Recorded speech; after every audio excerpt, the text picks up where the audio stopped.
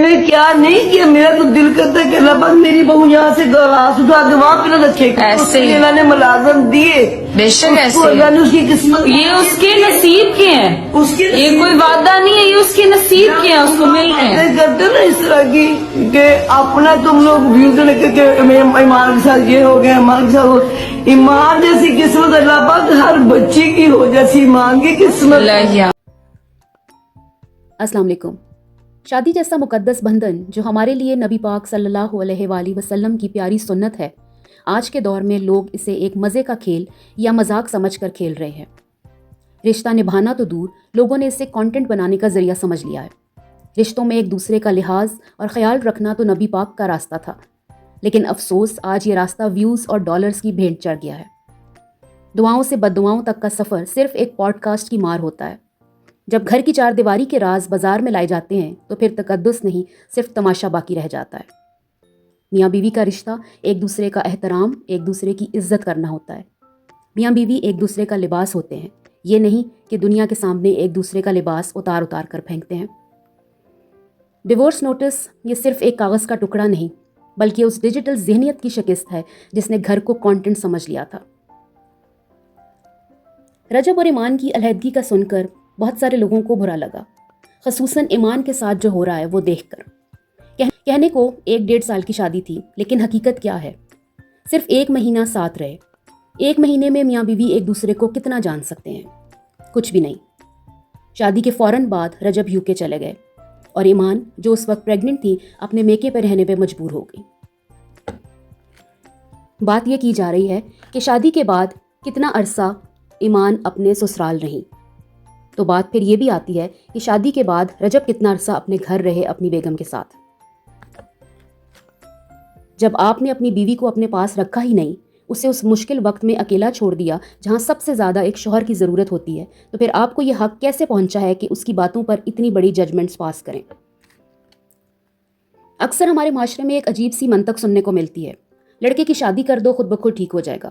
پھر اگلا جملہ آتا ہے کہ بیوی آئے گی تو لڑکا سدھر جائے گا، اور اگر پھر بھی اس میں کوئی خاص تبدیلی نہ آئے تو فوراً کہا جاتا ہے کوئی بات نہیں، اولاد ہو جائے گی تو ذمہ داری کا احساس آ جائے گا، تب بالکل ٹھیک ہو جائے گا۔ یعنی ساری امیدیں ایک کے بعد ایک مرحلے پر ڈال دی جاتی ہیں، پہلے شادی، پھر بیوی اور آخر میں اولاد۔ اس سوچ میں دراصل بیوی کو ایک انسان نہیں بلکہ ایک اصلاحی منصوبہ بنا کر پیش کیا جاتا ہے۔ اس کو ایک پروجیکٹ دیا جاتا ہے کہ اس کے اوپر تم نے ساری زندگی کام کرنا ہے، جیسے اس کا کام صرف یہ ہو کہ وہ ایک بالغ مرد کی شخصیت کو ٹھیک کرے۔ حالانکہ حقیقت یہ ہے کہ جس مرد کو اس کی اپنی ماں تربیت نہ دے سکی، جسے اس کا باپ ذمہ داری نہ سکھا سکا، اسے کل کی آئی ہوئی ایک نئی بیوی کس بنیاد پر بدل دے گی؟ شادی کسی کی شخصیت کی مرمت کی ورکشاپ نہیں ہوتی، اور نہ ہی بیوی کسی مرد کی اصلاح کی ذمہ دار ٹھہرائی جا سکتی ہے۔ اگر آپ ٹائم لائن دیکھیں تو یہ کوئی اچانک ہونے والا حادثہ نہیں ہے۔ سب کچھ ایک پوڈ کاسٹ سے شروع ہوا اور پھر اس کے جوابات آئے، اور پھر وہ سلسلہ چلا جو ہم سب نے دیکھا۔ ہمیں لگا کہ ان کی نجی لائف کے اپس اینڈ ڈاؤنز ہیں، لیکن حقیقت میں وہ اپنی شادی کو اسکرین پر لائیو سٹریم کر رہے تھے۔ تھوڑی سی بات کروں گی اس پوڈ کاسٹ کی جہاں رجب بٹ تشریف لائے۔ سب سے پہلی بات، ہو از رجب بٹ؟ آخر یہ کون سی عظیم شخصیت ہے جنہیں اتنا پروٹوکول دیا گیا تھا؟ ریحان طارق صاحب نے ساری دنیا کو اپنے اسٹوڈیو میں بلا کر ان سے سوالات کیے، لیکن ایسا کیا ہو گیا تھا، ایسی کون سی ایمرجنسی ہو گئی تھی کہ ان کو رجب بٹ صاحب کے گھر جانا پڑا؟ رجب بٹ ایسی کون سی اعلیٰ شخصیت ہیں جن کے لیے ریحان طارق خود چل کے ان کے گھر گئے؟ کیا رجب بٹ نے ہماری آنے والی نسل کے لیے کوئی مثالی کارنامہ سر انجام دیا ہے؟ جب ہم ایسے لوگوں کو ویلیو دیتے ہیں تو ہم دراصل اپنے معاشرے میں غیرت اور پردے کا مذاق اڑاتے ہیں۔ ریحان طارق کا ہوسٹ کے طور پر جو کردار رہا وہ کافی حیران کن تھا۔ پورا ٹائم ہوسٹ کا فوکس صرف اس بات پر تھا، گھڑی کتنے کی ہے، رنگ کتنے کی ہے، آپ نے یہ چیز کہاں سے خریدی، یہ چیز کتنی قیمت کی ہے۔ بھئی پوڈ کاسٹ کا مقصد آئیڈیاز اور ڈسکشنز ہوتا ہے، نہ کہ کسی کے کپڑوں اور جیولری کی قیمت لگانا۔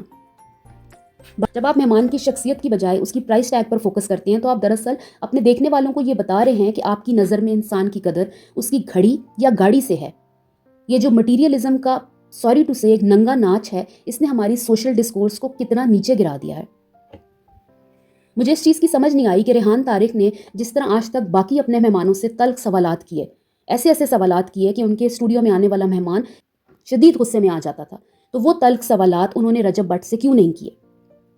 बेसिकली ये पॉडकास्ट मेरी नज़र में एक प्लान्ड पॉडकास्ट था, जो कि रजब बट लोगों के सवालात के जवाबात नहीं दे पा रहे थे। इस पॉडकास्ट को प्लान किया गया ताकि यहाँ पर थोड़े से जवाबात वो दें और उसके बाद वो अपने फाइनल उस काम की तरफ जाएं जो आप सबने देखा।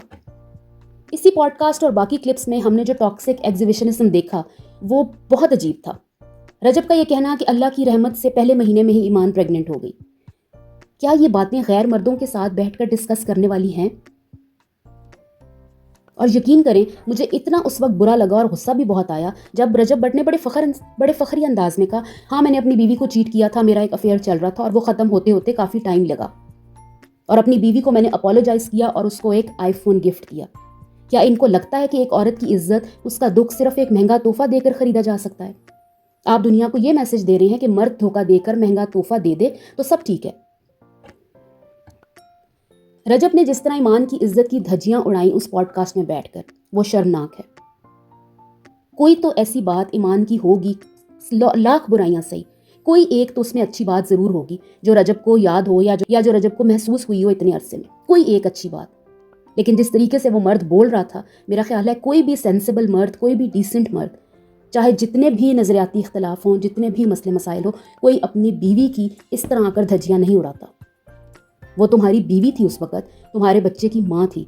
जबकि अपनी बहन के साथ उसका खामंद ऐसा करता तो रजब को कैसा महसूस होता? यहाँ पर मैं एक और सवाल भी करना चाहूँगी, रजब की बहन और वालदा कहाँ हैं? वो बहन जो कहती थी मैं अब रजब की लेगेसी लेकर चल रही हूँ, वो जो लेगेसी लेकर चलने वाली इतनी बड़ी खातून, वो कहाँ है? जब वो पॉडकास्ट में बैठकर ये सब बोल रहा था तो उन्होंने क्यों नहीं उसको रोका? उन्होंने क्यों नहीं कहा कि औरत की इज्जत को इस तरह बाजार में नहीं उछालते? लेकिन अब रजब की बहन और उसकी वालदा की तरफ से खामोशी ने साफ बता दिया है कि हर किसी का अपना अपना ज़र्फ होता है।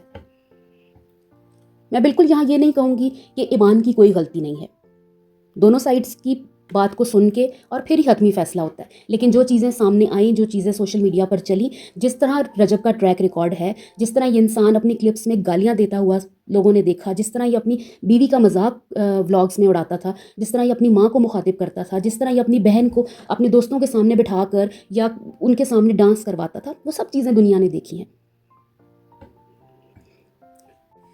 उसके बाद एक और चीज़ पॉडकास्ट में नोटिस की गई, मैंने 25 लाख दिए, मैंने 30 लाख दिए, मैंने ब्रांडेड सूट दिया, मैंने इतने पैसे दिए, मैंने उतने पैसे दिए। अगर आपने ये पैसे दिए हैं तो आपने अपनी बीवी पर खर्च किया है, वो आपका फ़र्ज़ था, कोई एहसान नहीं किया। जब इंसान के पास अचानक पैसा आता है और एरोगेंस उसकी आंखों पर पर्दा डाल देती है तो अंजाम यही होता है। फिर मर्द अपने ही घर की औरतों को नामहरम मर्दों के सामने डिस्कस करके रेटिंग हासिल करते हैं। जो इंसान के करीबी दोस्त होते हैं, जिस तरह रजब अपने दोस्तों के साथ उठता फिरता, उनके साथ व्लॉग्स बनाता है, इतने करीबी दोस्तों को बहुत अच्छी तरह पता होता है कि हमारे साथ चलने वाला, उठने बैठने वाला इंसान कैसा है। अगर कोई आपके साथ बुराई में शरीक है ना, तो फिर वो भी एक किस्म की बुराई ही कर रहा है। उन सारे अफराद में, उन सारे दोस्तों में क्या किसी ने भी इसको नहीं समझाया कि तुम थोड़े अकल के नाखून लो और अपनी बीवी और अपने बच्चे का भी ख्याल करो? फ़ख्र से ये बताना कि वॉल्फ मेरा एक अफेयर था, ये कोई बातें हैं करने वाली? पॉडकास्ट के 3-4 दिन के बाद ही शायद रजब ने ईमान को डिवोर्स नोटिस भेज दिया और ईमान ने वो नोटिस अपने इंस्टाग्राम पर लोगों के साथ शेयर किया। रजब के एक फ्रेंड का ये कहना है कि ईमान को घर में बात करनी चाहिए थी, ये इंस्टाग्राम पे नहीं लगाना चाहिए था। उन भाई साहब को मेरा एक जवाब है, क्या आपने अपने दोस्त के वो कारनामे नहीं देखे जहाँ उसने एक औरत की तस्दील की जो उसके बेटे की माँ थी? अगर तुम अपनी बीवी की इज्जत नहीं कर सकते थे तो कम से कम उस माँ की ही इज्जत कर लेते। मैं ये बिल्कुल नहीं कहूँगी कि ईमान की तरफ से गलती नहीं हुई होगी, बिल्कुल हुई होगी, लेकिन जो भी मसले थे वो घर के अंदर रहकर हल होने चाहिए थे।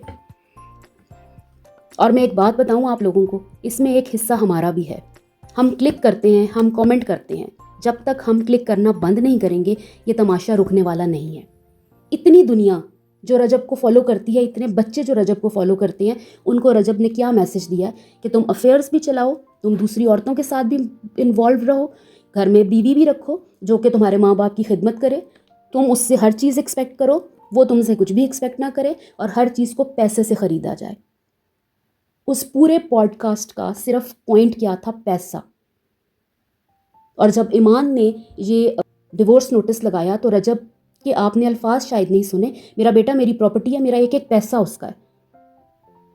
ساری زندگی اس کی ہر بات، اس کا ذہن صرف پیسے کے ارد گرد ہی گھومتا ہے۔ خدا را یہ گندگی پھیلانا بند کریں۔ پیسہ آج ہے کل نہیں، لیکن جو عزت آپ نے بازار میں اچھالی ہے وہ کبھی لوٹ کر نہیں آئے گی۔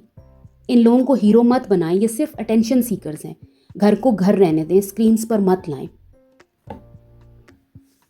جو کچھ بھی ہے، جو بھی حالات ہیں، ایک بڑا ناپسندیدہ عمل ہے جو اللہ تعالیٰ نے جس کو طلاق کہا ہے۔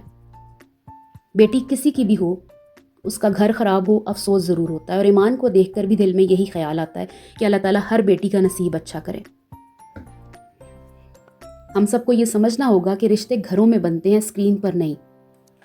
کبھی کبھی ہم دوسروں کی چمک دمک دیکھ کر ہاتھ اٹھا کر ویسی ہی زندگی کی دعا مانگتے ہیں، لیکن وقت ثابت کرتا ہے کہ وہ زندگی نہیں بلکہ صرف ایک اداکاری تھی۔ ہر چمکتی چیز سونا نہیں ہوتی، اور ہر وہ رشتہ جو کیمرے کے سامنے مثالی نظر آتا ہے ضروری نہیں ہے کہ وہ اندر سے بھی اتنا ہی مضبوط ہو۔ اپنا بہت خیال رکھیے گا۔ اللہ حافظ۔